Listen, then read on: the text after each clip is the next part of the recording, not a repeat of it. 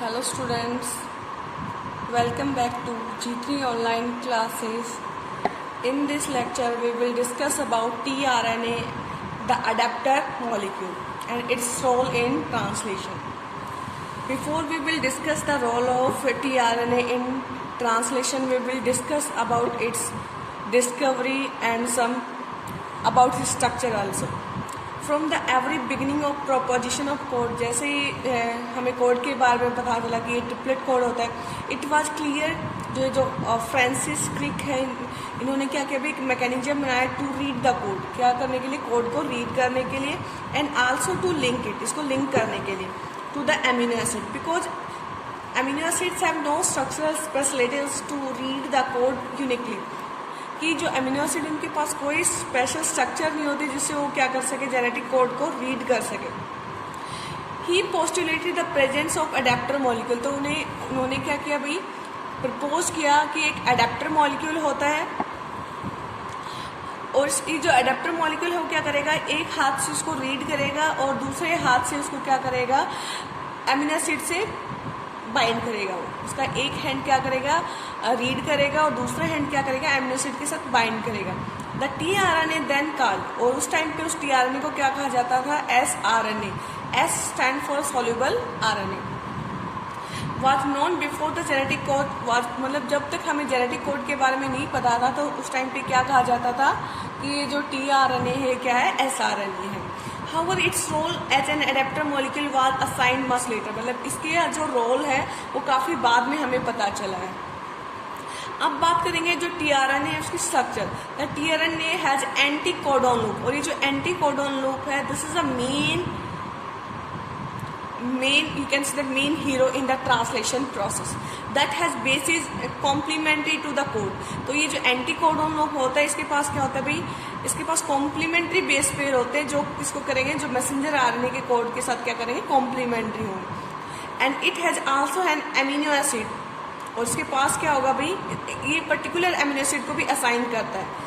और इसका जो ये जो अडेप्टर मॉलिक्यूल है, इसका जो एंड होगा उस पर क्या रहेगा भाई, आपका एमिनो एसिड. तो amino acid acceptor end to which is bind to amino acid. देखिए भाई इसके पास क्या रहेगा, एक देखिए भाई ये जो स्ट्रक्चर आपको दिख रही है, इसमें आपको क्या दिख रहा है, ये आपका क्या है भाई, tRNA है. और इसकी स्ट्रक्चर कैसी है भाई, क्लोवर लीफ लाइक. कैसी है, क्लोवर लीफ लाइक. अभी एक इसमें एंड होता है भाई 5' एंड और एक होता है 3' एंड. तो जो 5' एंड है और एक होता है भाई 3' एंड. तो ये जो 3' एंड है इसके ऊपर आपका अटैच होता है अमीनो एसिड. और ये जो अमीनो एसिड है कैसे डिसाइड होगा भाई, ये जो पर्टिकुलर अमीनो एसिड, तो ये कौन डिसाइड करेगा भाई, एंटी कोडॉन लूप डिसाइड करेगी which kind of amino acid is attach to the 3' end of the tRNA. अब tRNA are specific for each, जो tRNA होते हैं बेटा स्पेसिफिक होते हैं हर एक अमीनो एसिड के लिए. For initiation there is another specific tRNA that is referred to as initiator tRNA. देखिए भाई जो हमारी जो ट्रांसलेशन प्रोसेस है उसको शुरू इनिशिएट करने के लिए, इसको स्टार्ट करने के लिए एक पर्टिकुलर tRNA होता है जिसको हम क्या बोलते हैं, initiator tRNA. There are no tRNA for stop codons, और स्टॉप कोडॉन्स के लिए कोई भी tRNA नहीं होता.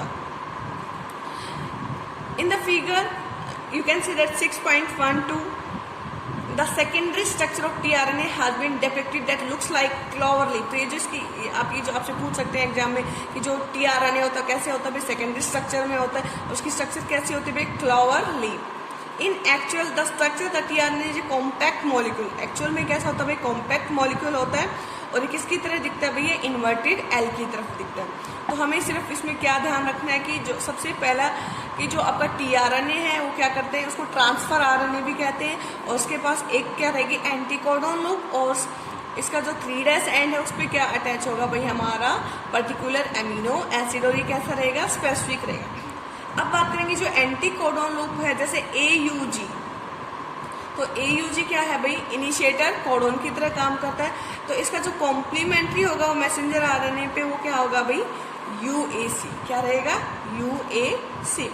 इसी तरीके से यहाँ पे क्या है भाई, देखिए भाई अब ये जो AUG है और इसका कॉम्प्लीमेंट्री क्या है हमारे मैसेंजर आने पे UAC। ये जो UAC है ये किसको कोड करेगा भाई, टायरोसिन को कोड करेगा। किसको करेगा, टायरोसिन। और जो हमारा अगर मान लो हमारे मैसेंजर आरएनए पे क्या हो यहाँ पे AUG, क्या हो भाई AUG। आपको याद रखना है जो भी जो AUG है ये किसकी तरह काम करता है भाई, इनिशिएटर कोडोन की तरह काम करेगा। किसकी तरह काम करेगा भाई, इनिशिएटर कोडोन की तरह। कौन काम करेगा भाई, AUG। AUG act as a initiator codon. और ये जो AUG है कौन से अमीनो एसिड के लिए कोड करेगा भाई, ये मिथियोनिन के लिए करेगा। किसके लिए करेगा, मिथियोनिन। ये आपको याद रखना पड़ेगा, एग्जाम में पूछ सकते हैं। और जो स्टॉप कोडोन है जो किसी के लिए भी कोड नहीं करते, वो कितने हैं बेटा, 3 है। कितने हैं, 3 है। एक क्या है भाई, UAG, UGA और UAA। तो ये तीनों क्या है भाई, स्टॉप कोडोन की तरह काम करेंगे। So this is all about tRNA, that is adapter molecule and its structure and what is the role of anticodon loop in translation process.